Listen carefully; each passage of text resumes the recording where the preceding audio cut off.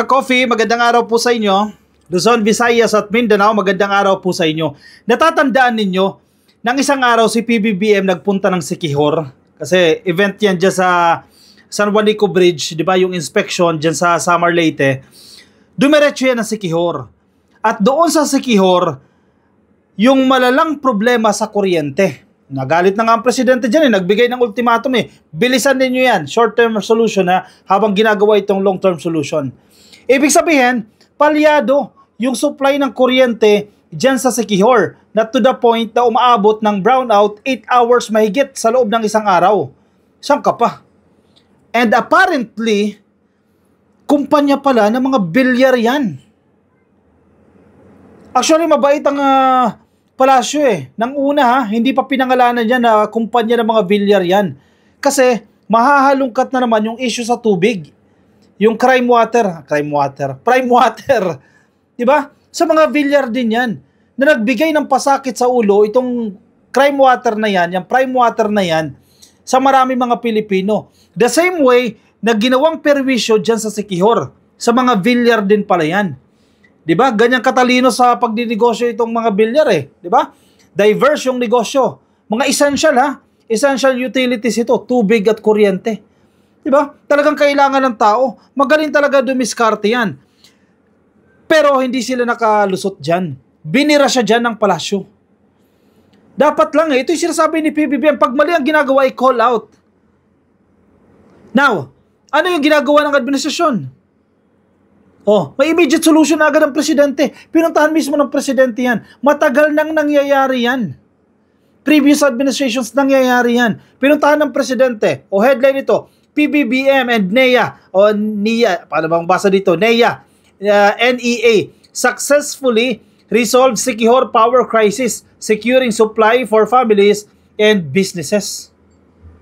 Positive, di ba? Pinuntahan ng presidente. Isa yan sa pinakamagandang accomplishments.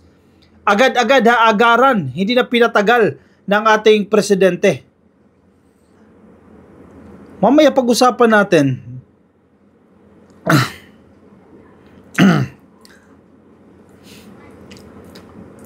Naibalik na ang tuloy-tuloy at sapat na supply ng kuryente sa Siquijor para sa mga pamilya, negosyo at paaralan matapos ang agarang pagtugon ng NEA sa utos ni Pangulong Ferdinand R. Marcos Jr. na resolbahin ang krisis sa kuryente bago sumapit ang Hunyo 15. Nagbigay ng ultimatum ang presidente Hanggang June 15 lang yan. Resolbahin nyo yan. Magpapasukan. Ginawa ng presidente. Yan. Restored. National Electrification Administration, in compliance with the directive of President Ferdinand R. Marcos Jr., has successfully restored stable electricity in the province of Siquijor, ending several days of rotating brownouts that affected thousands of families, businesses, and schools. Now, balik tayo dito sa problema ng kumpanya ni Villar. Kasi namimihasa Biruin mo Yumayaman ng yumayaman itong mga Villar. In fact, pinakamayaman sa buong Pilipinas. Namayagpag ng panahon ni Digong. Kaya pala masyadong pro Duterte, kaya pala todo tanggol sa mga Duterte, kaya pala kapit na kapit sa mga Duterte. Alam nyo na, may usapan.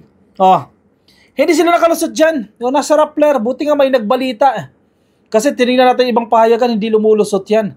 Palace hits Villar Power Firm for breaking promise to deliver good service in Siquijor. Headline yan Anyari? Nangako na magandang serbisyo pero pangakong napako. Yan po ang sinasabi ni Presidential Communications Office Undersecretary Claire Castro patungkol po dito sa Villar's Siquijor Island Power Corporation. Kasi binigyan sila ng kapangyarihan, sobrang kapangyarihan. Kaya yumayaman lang ng yumayaman, ang masaklap, ang taong bayan ang naghihirap, partikular dyan sa Siquijor. Sino ba nag-authorize sa mga yan? Sino ba nag-grant ng mga business permit na yan? Yes, meron silang pera. Pwede agad sila mag-establish ng negosyo nila. At ang plano nga ay monopolize Wala na. Ano magagawa ng taong bayan dyan? Kung noon, previous administration, kinakampihan ng presidente yan. Paano mo bibirahin yan? Paano mo i-call out yan? Paano ka maniningil ng maayos sa serbisyo sa kumpanya na yan? Diba? Malacanang has vowed to address the shortcomings of former Senator Manny Villar's power company on the small island of Siquijor in central Philippines, which has been grappling with hours-long blackouts since early May. Halimbawa, may sakit sa pamilya, di ba? Gumagamit ng dikuryenteng makina, di ba? Medical equipment na dikuryente. Kung wala kang generator, natsugi ka na. Oh, yung init pa lang. Matitiis mo pa yung init kasi may alternative ka pa dyan. Pero yung mga gumagamit ng mga medical equipment, paano ka mabubuhay dyan sa rotating brownout na yan? Buti kung hindi mo binabayaran buti kung libre Wala kang karapatan magreklamo. Ang problema, binabayaran mo. The same way sa nangyari sa crime water. Binabayaran mo pero patak-patak ang tubig. Yan ang common denominator dyan. Mga kumpanya ni Villar yan. Ang masaklap, mga senador pang nanay, senador. Si Mark, senador. O magiging senador na si Camille Villar. Ang tatay, dating senador. Diba? In a press conference, sinabi po ng Presidential Communications Office spokesperson o Undersecretary Claire Castro said the Villar Siquijor Island Power Corporation or SI Power or SIPCOR promised to bring good service to Siquijor but has failed to deliver. Mga ganyan, dapat nasasampulan yan Kasi kung hindi nyo kaya magbigay ng maayos na serbisyo, ibigay nyo sa iba. Ito yung sinasabi natin noon Hindi tumatakbo itong mga Villar primarily para kumulimbat sa pera ng gobyerno. Hindi yan tumatakbo. Pag senador ka, tapos magnanakaw ka sa pera ng gobyerno, no? Hindi yan. Nagsisenador yung mga yan, kumukuha ng matataas sa posisyon yan para proteksyonan ang kanilang mga negosyo. Hindi, nasa kapangyarihan ka. Kailangan mo dyan power, hindi money. Though money comes with power or power comes with money. Either way. Pero kinakailangan ng proteksyon. Tingnan mo yung gastos lang sa eleksyon Billions of pesos gagastusin mo dyan. Magkano lang sahod mo sa pagkasenador? Paano mo mababawi yan? Sa ibang paraan ka babawi. Sa negosyo. Diba? Protektahan ang inyong mga negosyo. SI Power is a subsidiary of the Villar-led Prime Asset Ventures Incorporated. Yan pala yung Prime Water Kaya pala no? Prime Asset Ventures Incorporated. SI Power operates the island's diesel-fired power plant under a 25-year power supply agreement with Siquijor's Lone Power Distributor. Biruin mo. Monopolize, halos monopolize. Province of Siquijor Island Electric Cooperative o Procelco signed in 2015. Naku po, ilang taon pa kayo magdudusa dyan? Dahil 25 years po itong power supply agreement na yan. Sabagay, tulad sa tubig, ganun din ang ginawa, di ba? I remember, just sa San Jose del Monte, Bulacan, anong ginawa nila dyan? Nag-initiate sila na i-cancel yung agreement dito sa kumpanya ni Villar. Kasi kung nakatali ka dyan sa agreement na yan, paano ka kakawala dyan? Di ba? Kung kailan lang maibibigay, parang supply ng tubig. Kung kailan lang may papatak, the same way, kung kailan lang liliwanag. Siquijor has been getting electricity for only 2 to 6 hours a day since May 13. The power shortage has hurt Siquijor's tourism, which drew 1.3 million visitors in 2024. See? Napakaraming turista ang nagpupunta sa Siquijor. Tapos yan ang problema natin. Kuryente. Hindi maayos na supply ng kuryente ng kumpanya ni Villar. Located in Central Visayas, malapit po sa Negros Oriental, Siquijor has many white sand beaches and clear waters. Ang SIPCOR, sa pamumuno ng Prime Assets Ventures Incorporated ni Mr. Manny Villar o ng pamilya Villar, ay may 20-year power supply contract sa Procelco mula taong 2015. Bruin mo 2015 pa yan Para magsilbing power supplier sa nasabing probinsya. Nangako na magandang serbisyo pero pangakong napako. Oy, very sharp ito Yusek Claire Castro, tapang niya dito. Nangako pero napako. She enumerated the issues that SI Power should have addressed but allegedly failed to do so. Ano-ano ito mga to? 1. Very low fuel supply inventory. Delayed procurement and unavailability of spare parts. Naku po, mareremedyohan sana yan ngayon. Unsynchronized preventive maintenance of diesel power facilities. power plant operations with expired certificate of compliance, rental generator sets operating without permits. Naku po, nasilip na. Ang dami nito ha. O yan na, nasilip na tuloy ang mga problema na itong kumpanya ni Villar. Castro said SIPCOR sent 1 megawatt rental generator set from its facility in Santa Rosa, Laguna to Lazi Town, dyan po sa Siquijor, but she said the genset was not functioning well. Yun lang. Kunya-kunyari lang pala, niremedyohan. Yung pala, yung ibibigay na supply o yung remedyo, palpak din. Anyari?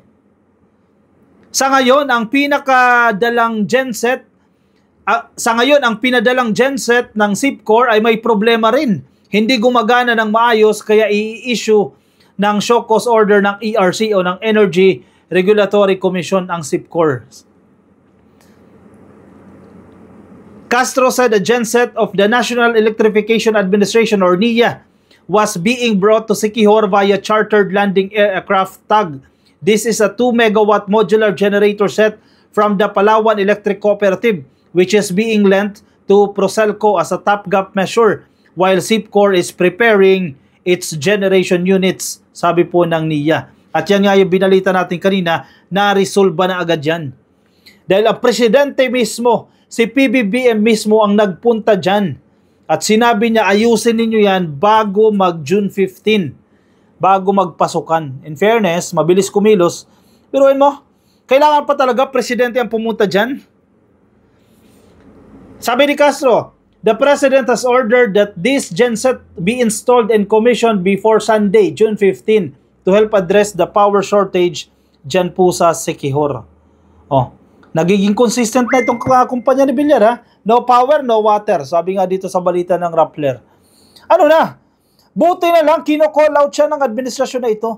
Buti na lang kino-call out siya ng administrasyon ni PBBM. Sinasabi sa inyo, mali ang ginagawa ninyo. Paspasan ninyo yung ginagawa ninyo or else ano yan, i-terminate yung agreement na yan. Sana yung Procelco o kung ano man yung cooperative na yan, mag-initiate kayo.